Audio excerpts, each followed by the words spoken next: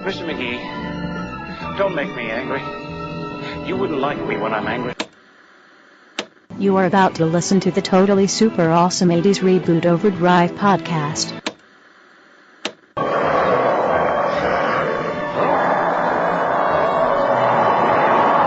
This podcast is our fan tribute to the Incredible Hulk TV show. Be advised it has been exposed to radiation and we caution to listen at your own risk. You have now entered GammaCast.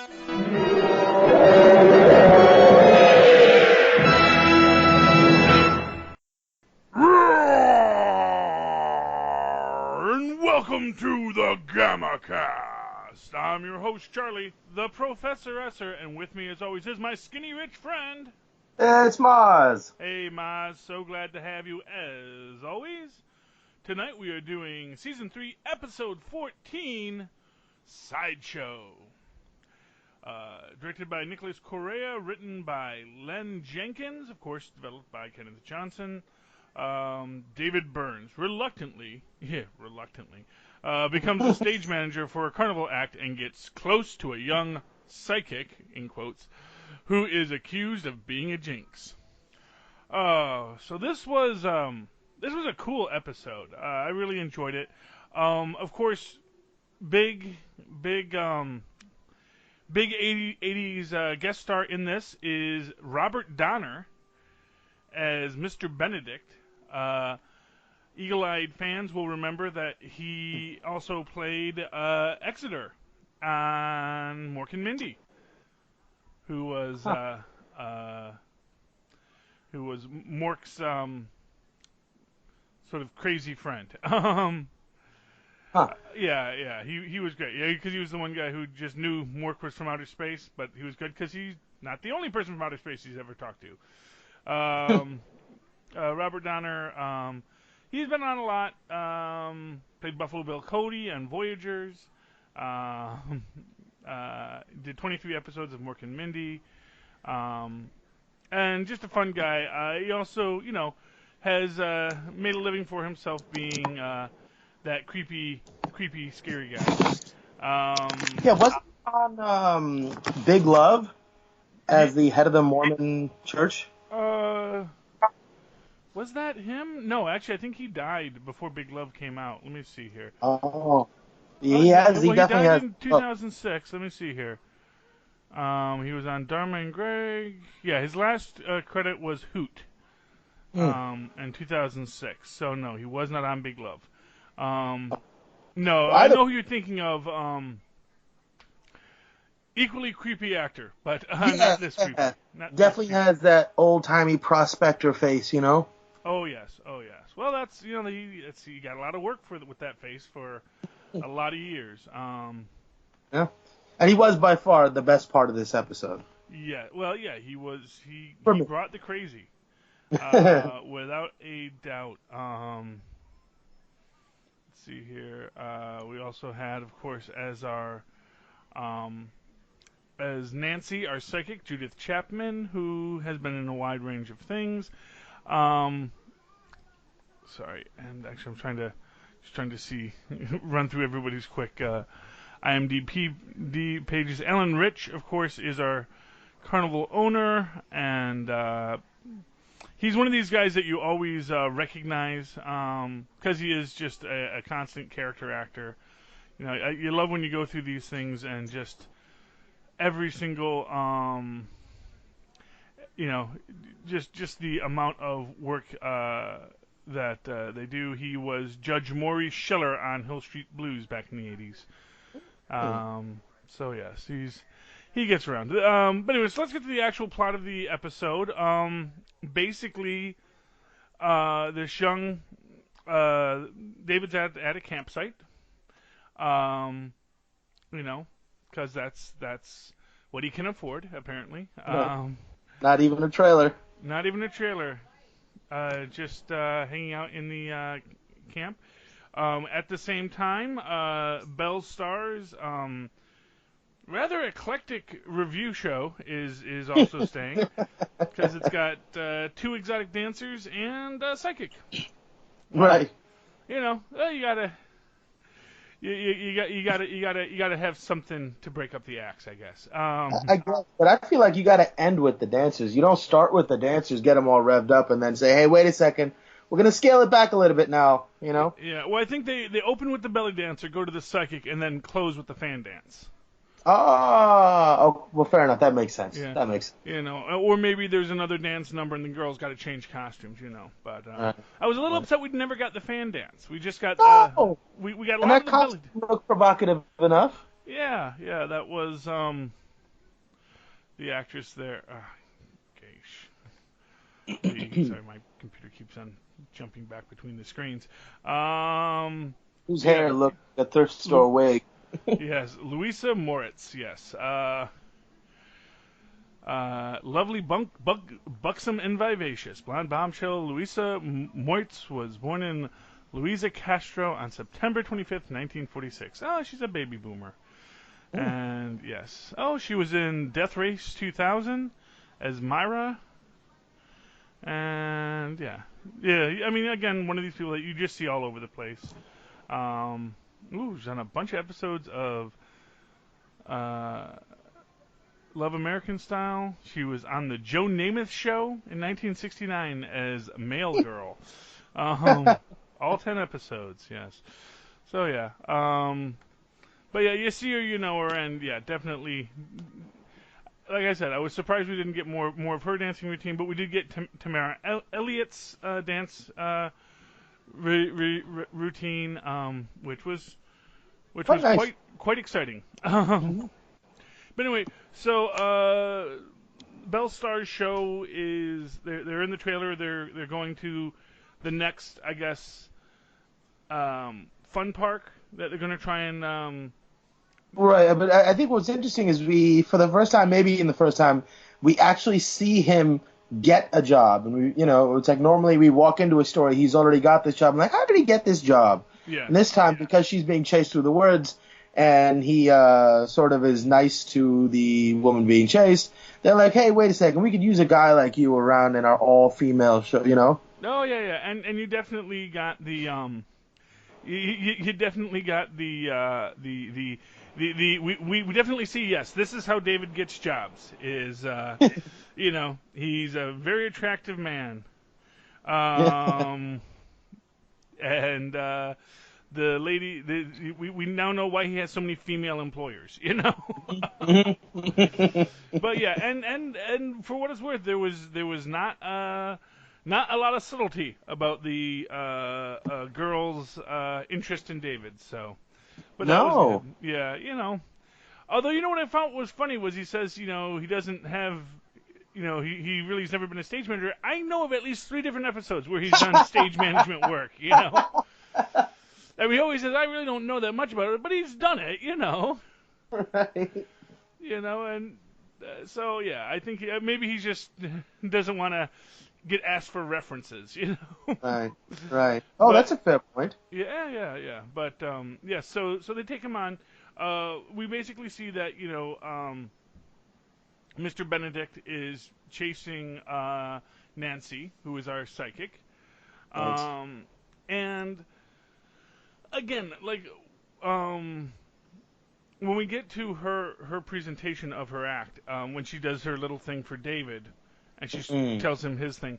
For what it's worth, she makes the point of, well, you don't have calluses on your hands. But then again, we do know that David has worked in the fields and has done a lot of manual labor in the last 3 years. So, it's a little weird that that they would make that a point there. But, I guess no, but I mean, it's also sort of the accumulation of that sort of stuff over a lifetime must have a different feel than somebody, who's, been plowing the fields their whole life. Mm-hmm. He was a scientist, he was working with beakers and, Yeah, and fair enough. And I guess that's what you could say there is, his hands, that even if they did have calluses, did not seem very... Yeah, and maybe that was just the easiest thing to point to illustrate her point, but maybe her reading of him obviously was in a broader sense, like she could see his face, his eyes, certain way that he carries himself, that he's not a, hard working man, Exactly, yeah. So they get the gig, and we find out that basically there is a rumor that Nancy is cursed. Mm. That And a witch. I'm sorry, what? And a witch. Oh yes. Well, yeah. I mean, Robert Donner's character definitely uses the W word a lot. The W. Yeah, calls her a witch. I don't think most people are going along with the witch thing, but the jinx aspect of it does definitely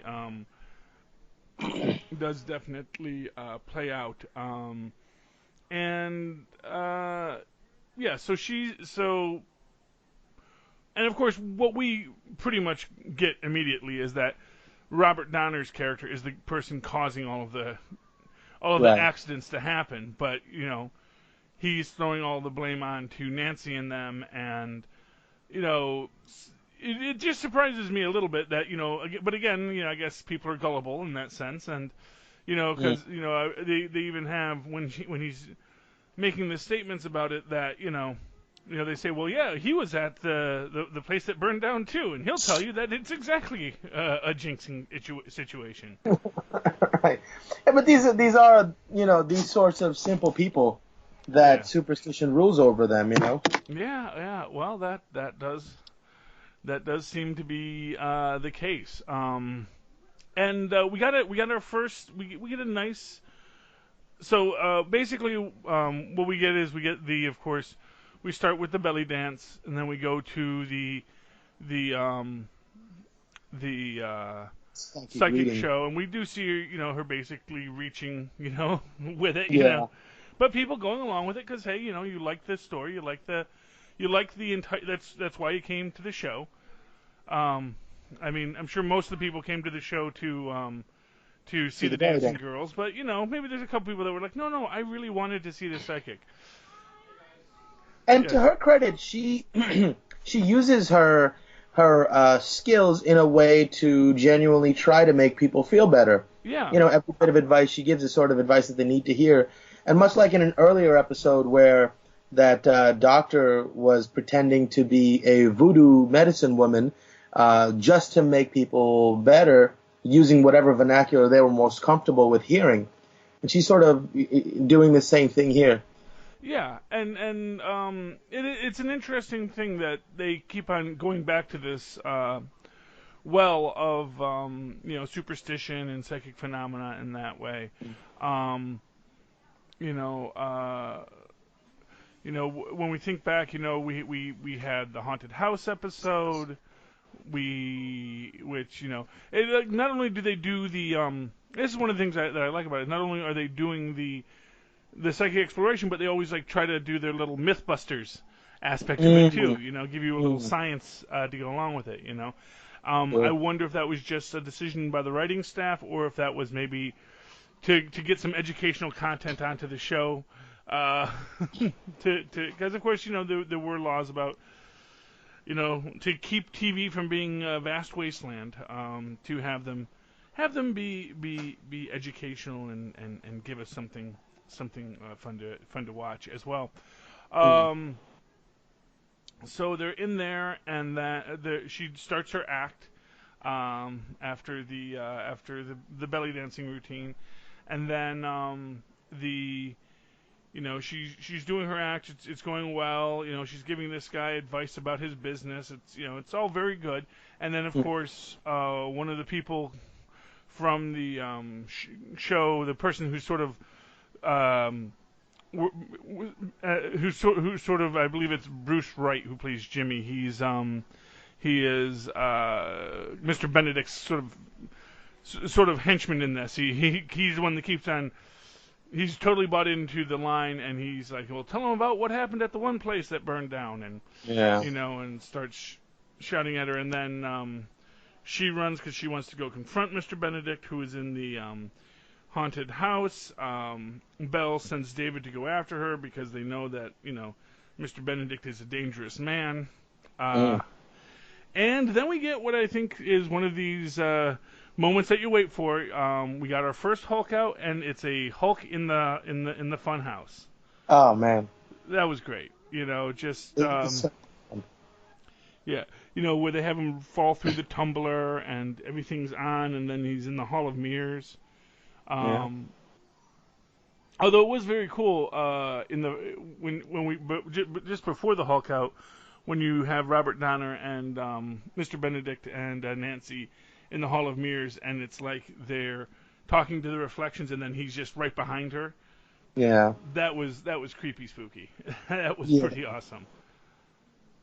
Yeah, I thought we'd have a much more interesting moment in the mirrors with the Hulk, more to sort of contemplative, I guess, or like, hey, here's so many of me, or what's going on. But he's just like, you know what, screw this, and he just starts wrecking the place. Yeah. He definitely is a destructive force in this, all around the carnival. Which I mean, it makes sense. Because he is the big Hulk, and he does not like to be confused or angry, and he is currently both. And he smashes through the walls to get out, and then we get what is the closest we've had in a while to a super leap. You see him just make a leap. You see the start of the leap, and then we see him on the ground later. But I kind of got that he had leapt, a good distance. Yeah. That's sort of what I took from that. There's a lot of their action is always sort of implied action, where you don't see it happening, you see the results, and it's like they do it swiftly enough where you sort of assume the rest of the scene in your own head. They do a lot of it. And of course, because it is a carnival, we have to have the Hulk and a test your strength game, where he takes the hammer to ring the bell, and of course knocks the bell off of the thing, because you just have to, I guess that's just an obligation there. And after that he he runs off, and then again he comes back because he does know that there is something. There's a problem to be solved here. Right, unfinished business. Unfinished business, can't leave yet. Although a little surprised that Jack McGee doesn't show up this episode again. Yeah. I really want to see where Jack McGee is at, because both this episode and next episode we don't get a Jack McGee. And after the Proof Positive episode, I really was. I really want to see how and especially after the Broken Image episode, I really want to see how Jack's theory of the Hulk is evolving, if it evolves, Right. But no Jack McGee, so he does know that he is going to have to leave soon, obviously, because he knows that people are going to be talking about the Hulk. And he knows that means Jack McGee will show up to this carnival eventually, but he is sticking around.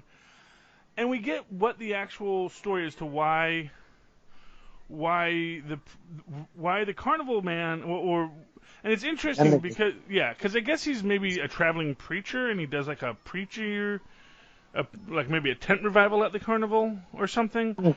It's not really clear exactly what he does at the carnival. Yeah, because if he is that sort of person, he's horribly out of place in that environment. Why is he even there? Yeah, I mean, unless he's doing roustabout work, but he seemed like he was, doing some kind of preaching, And it's not unheard of that you'll have a little tent revival at a carnival,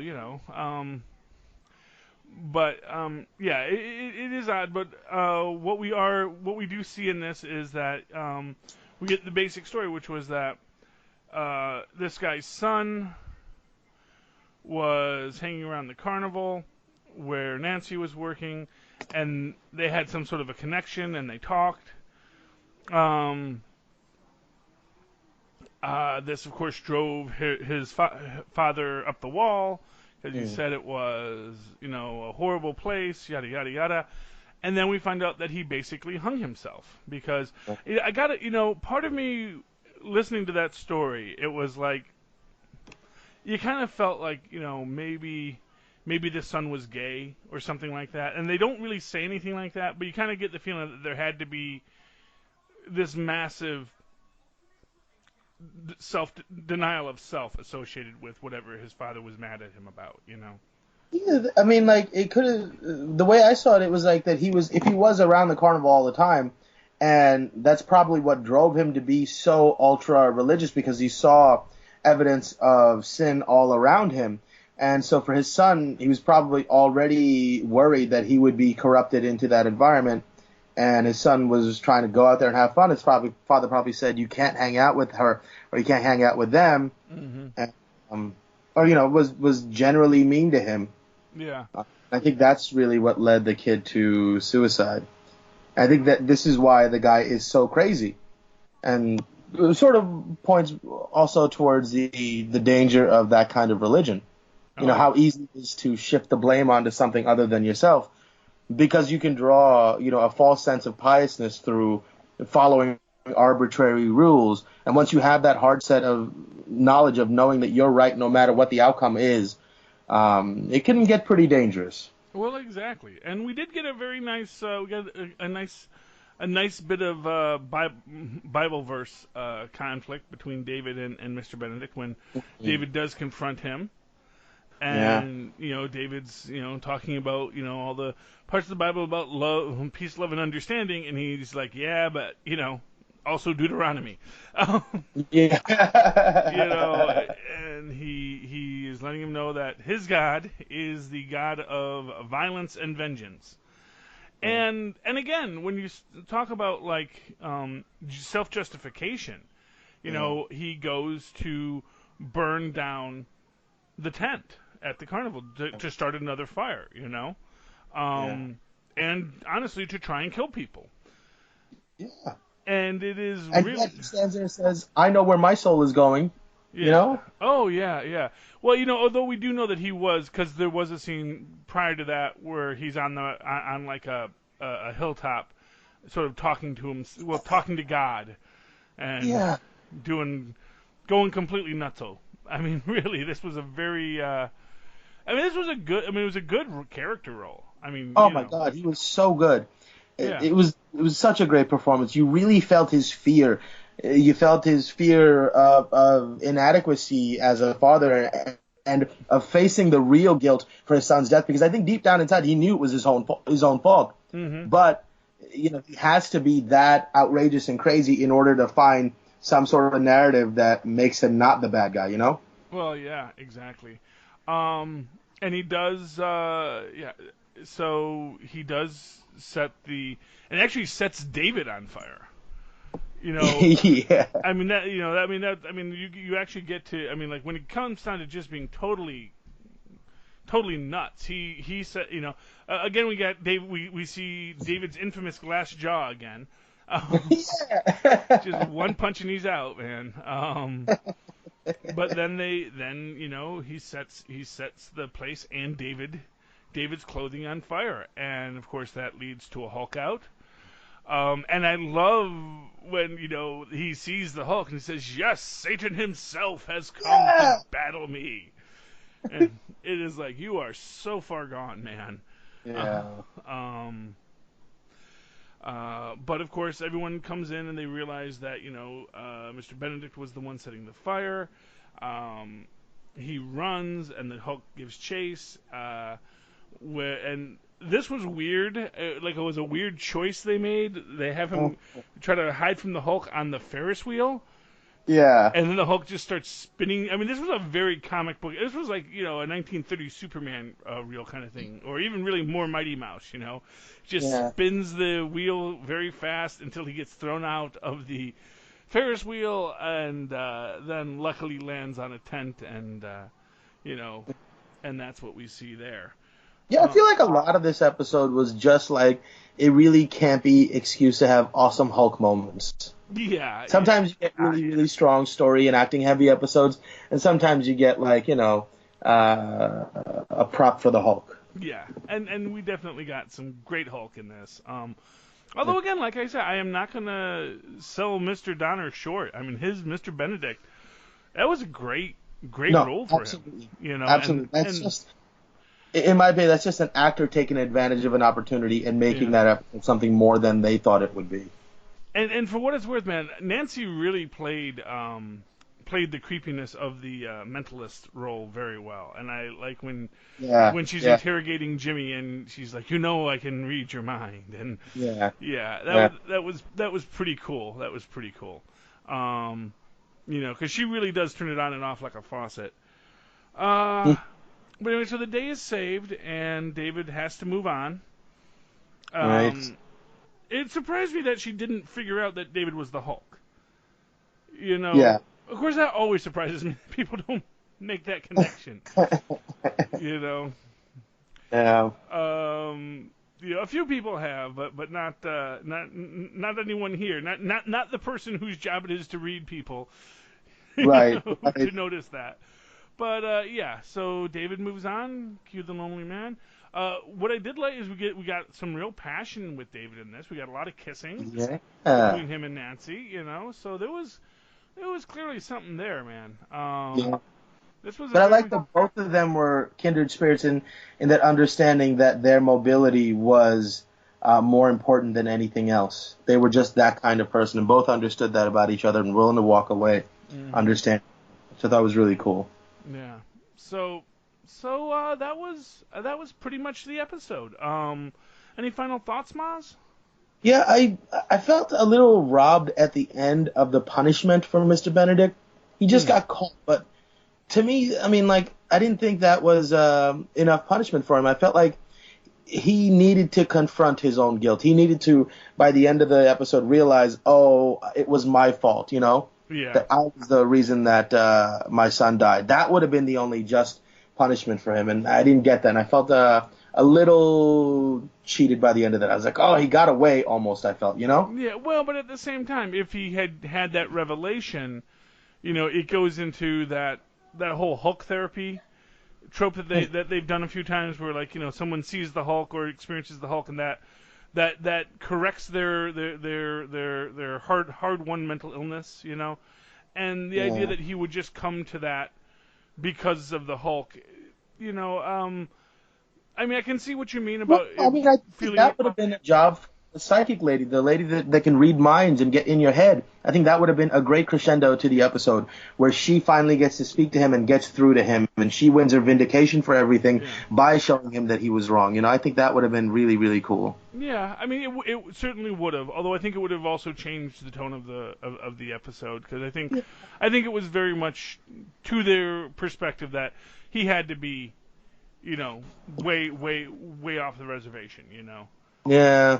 He had to be very, because he was deep into his own psychopathology there. Yeah, and I guess that's also, I guess speaking to that and how dangerous that can be. People like that, no matter what the outside world is telling them, they know that there's this other world out there where they're number one, and that as long as that, still holds true in their mind, real evidence from this world means nothing to them.